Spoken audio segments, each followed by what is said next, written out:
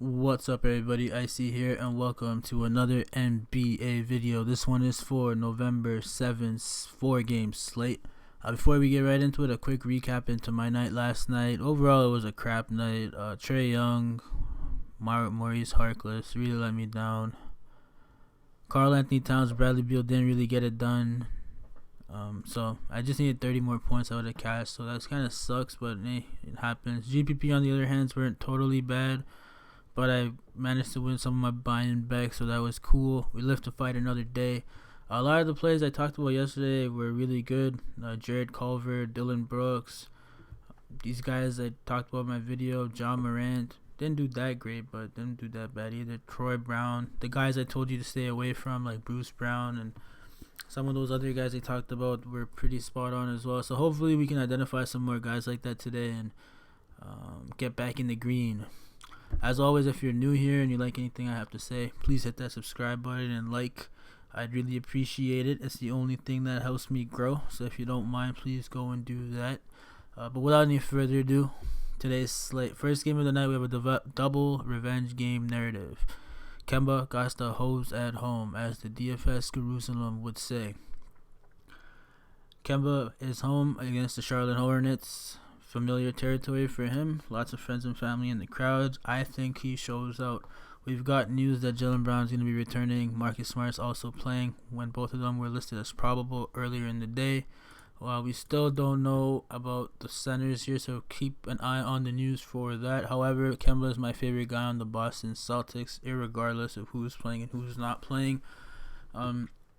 He's the highest priced point guard on the slate, but I don't mind getting to Kemba Walker. I'm going to be getting to a lot of Kemba Walker today. He's been playing well, and he's really going to be wanting to stick it to the Charlotte Hornets for not giving him that super max. Jaylen Brown, on the other hand, is back. His price is reasonable for his upside. However, with Gordon Hayward playing the way he has, I don't know how much usage Jaylen Brown is going to get. Both of these guys are going to be affected, and as such, both of these guys I'm on the fence with as of this moment. I'm going to have to do a little bit more research here and figure out exactly who to go with. Gordon Hayward has had 2 fantastic games in the last 3, so he's been playing really well, but now Jaylen Brown's in the equation, so we have to figure that out. Jason Tatum, I don't mind. I'll get to some Jason Tatum, but not as much as usual. And Marcus Smart, I'm probably not going to be getting to much Marcus Smart now. Now that Jaylen Brown is back. 5,700 is too much of a price for him for the amount of usage he gets when he's on the court. And even when he's on the court, he's usually defending. He's probably going to be glued to Terry Rozier. So I'm not really getting into Marcus Smart that much. Between Theis, Cantor, and Williams, keep an eye on that. If Cantor plays, I don't mind him at this price. His price is kind of getting up there, and with Jaylen Brown in the equation, his usage is going to go even lower. His upside offensively is going to go down as well, so not really interested. Robert Williams, maybe at the price, I'll take a gander if he's one of the only ones that's available. Other than that, Carson Edwards, honorable mention. He's been getting more minutes as the days go by, but again, Jaylen Brown was out and now he's back, so I doubt he gets much minutes. So pretty much Kemba Walker is the guy I like here, and giving some thought to Jason Tatum, on the fence with Jaylen Brown and Gordon Hayward. On the Charlotte side, my favorite play would be Miles Bridges, who's just getting a lot of minutes. His price is too low for the amount of minutes he's had. He's a good rebounder too, and the Boston Celtics are terrible at rebounding, so he has a good upside matchup here in my opinion. It's still going to be tough compared to some of the other games because Boston's a good defensive team, but Miles Bridges has just too many minutes. He's been, he's seeing a good amount of usage, even though they have a lot of talent on this team, and he could have a great game here at this price. So definitely one of my favorite guys on this team. Aside from that, scary Terry Rozier is back against his former team. Opportunity for him to stick it to them. I don't know. I'm gonna love watching this game, but Terry Rozier at 6,800. I know the type of guy. He's a feisty, competitive guy. He's really going to go out there and stick it to them. Try to, at least. But they're also a very good defensive team, and they're not going to really allow that to happen. They know his game as well as anybody. So it's going to be a little tough for him, in my opinion, to really be super productive. But he definitely has the opportunity here. The upside is there. It's just a little risky in my opinion, so I'm not going to be on Terry Rozier that much, but he is someone I'm considering favorably. PJ Washington is probable. Let me just double check that now that he's still questionable as of this moment, so keep an eye on the news for that. The other two guys I don't mind here are Devontae Graham and Cody Martin. He played 33 minutes against Indiana after playing 7 minutes a game previously. So he's someone that's been brought into the rotation. He had a really good game against the Pacers the other day. So minimum price here, someone to definitely consider. His ownership is definitely going to be low, and he's going to have opportunity here to play. So definitely someone I'm keeping an eye on. Aside from that, Devontae Graham coming off his best game so far in his young career. His price is up there, but I think he has a better shot of having a game than Terry Rozier. He's just been playing really well. He's not that young. He's 24 years old. He's mature. He's going to go out there and do what he has to do. He's not scared of the competition. Very confident player. I don't mind getting to him at 6,100 in this matchup. His usage is fantastic for when he's on the court as well. He's getting a good amount of minutes for coming off the bench. He was the key contributor to the overtime win the other day against the Pacers. So definitely someone I'm keeping an eye on going forward, and someone I like today. The two guys I'm on the fence with here are Cody Zeller and Marvin Williams. Cody Zeller's price is falling, but just like his minutes are going down as well. If PJ Washington's out, I definitely like Cody Zeller a lot more, but if he plays, then I'm not really going to be playing that much Cody Zeller on this slate tonight. Marvin Williams, on the other hand, bare minimum price. The minutes are decent. I know what Marvin Williams can do. He's a decent player. He can have a good game and get you 10x value, get 30 DraftKings points, but it's going to be tough. And he could get 24 minutes here and get you 6x for sure, no doubt about it, but we need around 8 or 10x from cheaper guys. So he definitely has that upside. He's barely flashed it this season. The first game was the best one, and the matchup here is kind of tough, so I have some consideration, but I'm on the fence with them mainly. Next game of the night, OKC versus San Antonio. This one is going to be a little bit of a slower pace game, but not that slow because San Antonio doesn't play as slow as they used to. Starting with OKC, Danilo Gallinari is by far my favorite play. He's way too cheap, 6,100. This is where I like him. He's been having a mediocre season so far. He's been averaging around 28 DraftKings points, but he's due for a breakout game, and this is exactly the type of matchup where this could happen. His ownership is going to be low in my opinion based on the matchup, but this is a spot where he can smash. He can get you 40 DraftKings points easily, so he's my favorite play on the Thunder. Aside from that, Chris Paul and Steven Adams, both of these guys I like. I've been staying away from Chris Paul, but I feel this is the type of matchup where Chris Paul can have a good night. Same thing with Steven Adams. He's been quietly productive, and he just came back from his recent injury troubles. But now that he's back, 5,400 for Steven Adams, man, that's too damn cheap. His price went down by 400 after he had a good game because no one picked him. So Steven Adams 100% in play for me. Like, I'm just gonna go ahead and make him even darker because I like him just as much as Gallinari, if not more. I think he's a really safe play today. Yeah, he's up against Aldridge and all that, blah blah blah. But Aldridge really hasn't been playing that well, and San Antonio is not that great defensively as they once were. So Steven Adams going to have great opportunity. He has 3 great point guards to feed him the ball. He's going to have a lot of opportunity. So definitely someone I'm going to be considering. Aside from that, Dennis Schroeder. He's been under the radar somewhat. People don't really trust him. He did have a stinker the last game. But aside from that last game, he's been very consistent and great. He sees a lot of usage when he's on the court. He's getting around 29 minutes per game, averaging 28 DraftKings points. 5,300 is a great price. Shai Gilgeous, I'm going to give an honorable mention to. I'm personally torn between Shai Gilgeous and DeJounte Murray. Sorry, DeJounte Murray. I keep fucking his name up, man. But yeah, Shai Gilgeous, Alexander, or DeJounte Murray. Which one of these guys is going to have a better night? There's about a $800 price difference here. Both these guys have tremendous upside. The matchup's going to be there. I'm on the fence here. As of this moment, DeJounte Murray, he's still on a minutes limit, and he had one of his worst games of the season so far. He just couldn't make his shot against Atlanta the other day, but that was the only one. He also had foul trouble, so I personally think his ownership is going to be lower than it has been. This is going to be a good matchup for him, but OKC is also a good defensive team, which is why I'm on the fence. DeMar DeRozan, his usage is really low when DeJounte Murray is on the floor. However, when he's off, his usage goes through the roof, which is why he still has the highest usage of the starters. I'm still on the fence with him. DeMar really hasn't been playing all that well. I'd rather play Danilo Gallinari than DeMar DeRozan, in all honesty. I'm not really comfortable playing DeMar tomorrow, but definitely I'm on the fence. He's someone that could go out there and get you 45, 50 DraftKings points. Rarely, but he has that upside. He's priced up again. He's no longer that cheap. So definitely in consideration, but personally I don't feel safe with it. I do, however, feel safe with LaMarcus Aldridge, Bryn Forbes. Bryn Forbes is the safest Spur in my opinion, and LaMarcus Aldridge's ownership is going to be lower than it should be, which is why it's more of an ownership play for me. I like the fact that he hasn't been playing that well. He's under 7K. He's a power forward center, right? Yeah. He's power forward eligible, so I like that. So definitely a guy I'll be getting to a lot. And then Rudy Gay has been very consistent aside from the Atlanta game. He's been playing really well. Just the Atlanta game really sucked for him. But coming off the bench, he's been hitting value, smashing it. And 5K, I don't mind getting to him at all. Another guy I'm going to be considering in a high regard. Keep an eye on Derek White. If he's out or anything, it really makes Brynford more favorable for me and DeJounte Murray. Honorable mention to Trey Lyles, who went off on his birthday somewhat.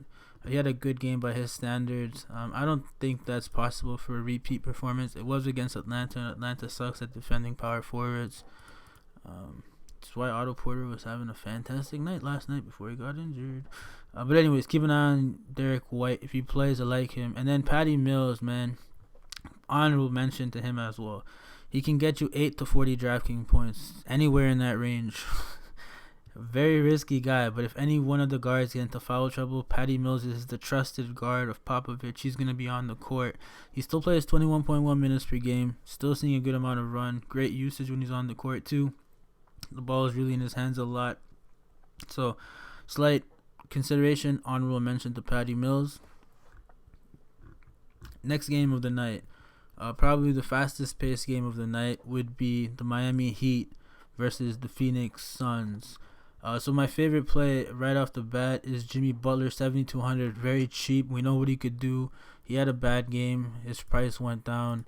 But yeah, Jimmy Butler, man, this is too cheap for Jimmy Butler against the Phoenix team, who have been playing really well and have bought into Coach Monty Williams' philosophy. However, this is Jimmy Butler, man.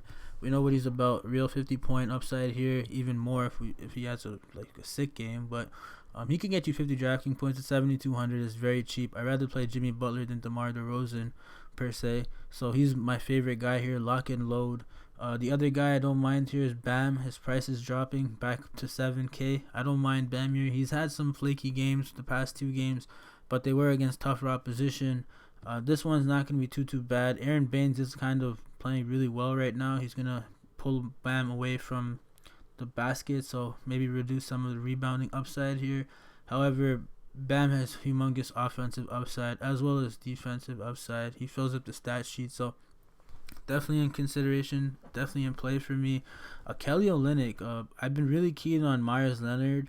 However, at 4,700, I'm not too keen on him. With Myers Leonard, you should have the short-term memory philosophy. He had a horrible game against Denver. It was a tough matchup, but the price increase is what is really putting me off, not his recent matchup. I don't really like him at that price. I'd rather pay down for Kelly Olynyk, who has similar upside, who's been in form. He basically took Myers Leonard's swag away. His shot's falling, and the matchup here is going to be good for Kelly Olynyk. Lots of opportunity to shoot threes. They're going to need his size and speed, athleticism to match up with Kaminsky, and definitely in play for me more than Myers Leonard. And then I'm going to give an honorable shout out to Nunn, Winslow, and Dragic. I'm going to consider these guys, but not as much as I had been. I don't mind these prices at all. They just need 30 DraftKings points, and they've been getting it. Justice Winslow's been smashing it. It's a very enticing price for both of these guys. All 3 of them, to be honest. I don't mind it at all. And Tyler Hero at 4,300 is really enticing. So I'm going to give all 4 of these guys an honorable mention here. I am going to consider them. I get to them in some lineups, but definitely not the go-to guys for me. If I had to pick one of these guys that I really, really like, I would probably stick with my Kendrick Nunn as I had been throughout the season so far. 5,200 is a great price for him. He has come back down to earth, but the one game was foul trouble, and the second game was a bad matchup. The first game he got into foul trouble against James Harden. That's a bad matchup in general. James can get you in foul trouble. And then the second one against Denver. Denver's fantastic against guards. Now he's going up against Phoenix. It's a whole different ball game. His ownership's going to be low. So I just talked myself into Kendrick Nunn, who's another guy I'm going to be having in a lot of my lineups. So yeah, Kendrick Nunn I really like. I love Kendrick Nunn, man. 5,200. I'll be playing a lot of Kendrick Nunn. If he's not in my if he's not in like 50% of my lineups tomorrow, you guys should unsubscribe to me. Okay. Next, Phoenix Suns, the next side. The Suns have been playing really well. Alongside Monty Williams, Ricky Rubio has really helped change the culture here for the Suns. They're competing for loose balls. They're defending. They're cohesive. They're working well together. They're passing the ball. There's not much selfish play going around. Everybody's working as a good unit, and Ricky Rubio is primarily responsible for that, alongside Aaron Baines. But Ricky Rubio is the main guy, man. They bought into Pretty Ricky's swag, and they've been playing really well. And because of such, Devin Booker, I really like Devin Booker today against the Heat. The Heat are one of the best defensive teams in the league, top 5. However, I don't really think they slow down Devin Booker much here. It's Devin Booker, man, and he hasn't been having the best game so far. The only problem I have with Devin Booker is now that he's defending, he has been getting into foul trouble, so that kind of reduces his aggression when he's trying to drive to the basket. So that's the only con I have for Devin Booker, man. But Devin Booker is going to be a superstar in this league. He's only 23, man. Legit, this kid's only 23. Seems like I've been watching him forever, but he's only 23. I love what I see from him. 8,400 is not a bad price at all. Definitely going to be getting to him. Aside from that, Ricky Rubio and Kelly Oubre, both of these guys' prices are fair. I like Kelly Oubre's price a lot more, but I like Ricky Rubio's upside. Ricky Rubio is really pushing this team, and aside from a couple of mediocre games, he's been really good. Kelly Oubre hasn't really been in form. He's come back down to earth, but the matchups have been tougher. He's underperformed recently, and that might reduce his ownership a little bit, which makes me like him more. His usage is great for when he's on the court, so definitely in consideration for me. And then Aaron Baines, I personally don't get to too much Aaron Baines today, but he's shooting almost 50% from 3. He's 15 for 31. He's the new Splash brother, okay? He's in consideration for me, but personally, I'm not going to get to this guy that much, but he's a very good play, in my opinion. I just get to other people here like Whiteside today, my center spot, and Bam, who's no longer power forward eligible, over Baines. But if you want to pay down guy here, Aaron Baines, as good as it gets, man. Great matchup, great minutes. He doesn't even get in foul trouble like that, so good guy here. On the fence with Mikal Bridges and Frank Kaminsky. Both of these guys' minutes, Mikal's minutes have been increasing. We know he has great upside from going back to last year. However, it's risky. And Frank Kaminsky's minutes haven't been increasing. If it wasn't for that meddling Aaron Baines, Kaminsky would be getting a lot of minutes. He's still getting decent minutes, but it could be better, especially recently, last few games. Kaminsky's just hasn't performed well, and his minutes aren't really what they were, like that little 3-game stretch he had there. But yeah, that could change if Aaron Baines' shot's not falling. They might just turn to Kaminsky. So if you play Kaminsky, make sure you're not playing Baines. It's a 4-game slate. You can stack, but if you're playing Baines, don't play Kaminsky. If you're playing Kaminsky, don't play Baines. They kind of don't correlate well together. Even if they are on the court sometimes together, it just doesn't work out like that. So don't do that. Last game of the night. Portland versus the Clippers. Honestly, don't really personally care about this game all that much. However, my favorite player on the Portland side would be Hassan Whiteside. He's going to have his patience tested today against the pesky LA Clippers team who like to get under the opposition's skin. Hassan Whiteside has thin skin. He gets agitated really easily. So if he can manage to control his emotions, this is a fantastic spot for him. He should definitely be able to get a bucket load of rebounds and get to the basket a lot. If you can steer clear of the aggression and the foul trouble and all that, he's a great play. I don't mind him. 6,400 is a great price. Aside from that, Lillard and McCollum, both of these guys are going to be in consideration for me. However, I just don't like these guys as players anymore, man. They're just too overrated, man. They have 1 or 2 good games and everybody starts drooling, and then they put in a performance like they did the other day against the Golden State D team, which makes me just shake my head. Lillard was playing really well up until that game. He was getting consistent 50-plus point games, and he was smashing it. He still got 51 points the other day. He's going to go get his, but the team's just not playing properly, and 9,100 is not a bad price at all. I am going to be getting to a lot of Lillard as well. McCollum's the main guy I have a problem with here, man. McCollum he's still taking shots, but that's it. He's essentially just taking shots. He barely does anything else. He had 6 assists this game, 1 assist, 3 assists, 5 assists, 1 rebound. Like, I don't really see much from this guy aside from him just taking the shot. Like, that's all I'm seeing. And 6,100, it should be a low price for the amount of upside he has. Like, he has these type of upside with any performances like he did against the Golden State D team, which really makes me question life. Fantastic matchup opportunity, but 6 for 16, 6 for 15, taking so many shots and just very inefficient. And he's not getting many peripherals. So, I don't know. Which CJ are we going to guess? The main question I have. 6,100 is very enticing. We know his upside. We know all these things. I just don't trust the guy, man. Lillard, I don't really mind. Still, Lillard needs to do a little bit more, man. Just a little bit more, in my opinion. Too passive. I need more aggression, man. Between Rodney Hood, Bazemore, and Mario Hezonja, these guys are going to go get it done. But I don't know. They all have decent upside. On a given night, they can win you a GPP. Hood plays the most minutes, but he has the lowest price and the lowest ceiling. Hezonja is the highest price of the 3, but he's also the highest risk because his minutes aren't that great. And Bazemore is in the middle. He gets the mediocre amount of minutes, mediocre performances, and mediocre upside. But between these 3, you could go out there and they could get you 30 DraftKings, 40 DraftKings point on any given night.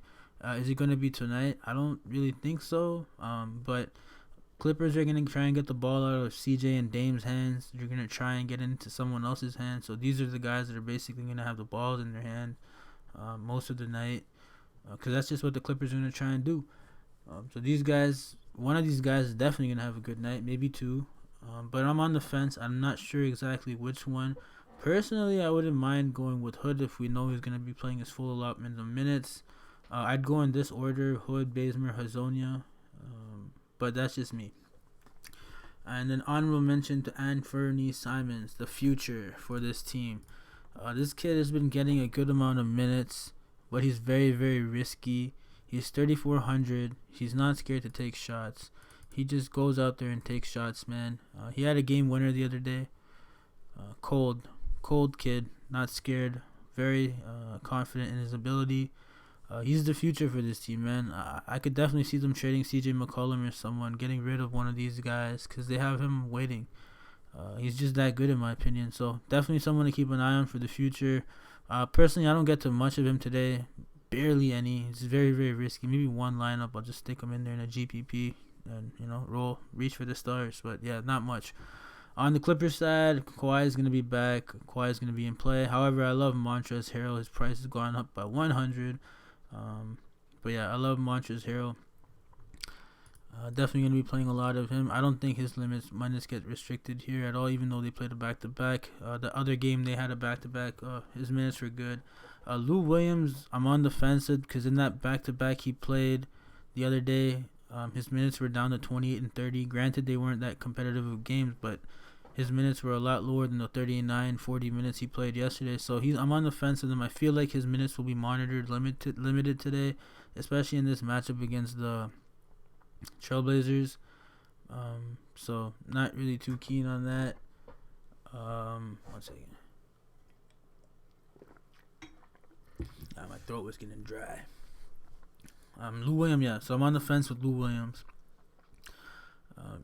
Laundry Shamet, I'm on the fence with as well, man. This guy is just continuing to put up stupid games. He's yet to get to what he was last year. He's still getting minutes, but the production's not there, man. the peripherals are gone, and the shooting is lower. He's not taking as much shots as he were. The volume is down. The peripherals are down. Everything is down. So Landry Shamet's down to me. I'm not too high on Landry Shamet. Lou Williams, the main guy. I'm gonna be keeping an eye on, watching some Doc Rivers pregame takes, seeing if he says anything about this. I have a hunch his minutes are gonna be in the 28 to 30 minute range, which is not bad, but I'm not really excited. Montrezl Harrell is the guy I really like. Kawhi, I don't mind getting to. Pat Beverly, even, I don't mind getting to. But 4,900, there's other guys I'd probably play at this price. He had a beast of a night last night, so I'm going to consider him. He has upside this year. We've seen it, but Kawhi is going to be back. His usage is going to be lower. So how much I like him, I don't really know. Maurice Harkless I'm going to give consideration to. He burned me last night, as you guys saw. But he was guarding Giannis. He did get into foul trouble. He didn't play that many minutes. I think he plays a little bit more minutes today. And this is a revenge game for him. He used to be on the Portland Trailblazers, so another revenge game narrative here. I think he has a good game today. I don't mind going back to him, but the 5,100 is what puts me off, man. Like 5,100 from Mo Harkless after he was 3,200 yesterday. I take that back. I don't like him. I'm not even gonna look at that. Sorry for even talking about him. I failed to realize the price was that ridiculous. But yeah, I guess that's it then. J. Michael Green I'll give some thought to, but that's pretty much it. I don't really like anybody else from this team. Zubac, yeah, Zubac's been playing mediocre, man. He's not getting minutes. The minutes are not there. He got into foul trouble last night as well, but just the minutes are not there for him, man. If he gets minutes, he could tear it up, destroy it, but the minutes aren't there for him. So maybe he gets some minutes today. Seems like every other game he's been having a good game, so maybe today's the day he has a good game.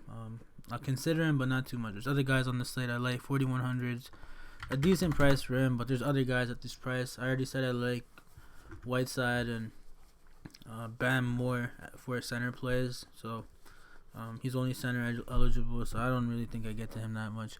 But yeah, that's it for today's video, guys. If you guys like anything I had to say, and you're still here, please hit that like and subscribe. Really appreciate it. And as always, good luck today, guys. See you tomorrow. Take care. Bye bye.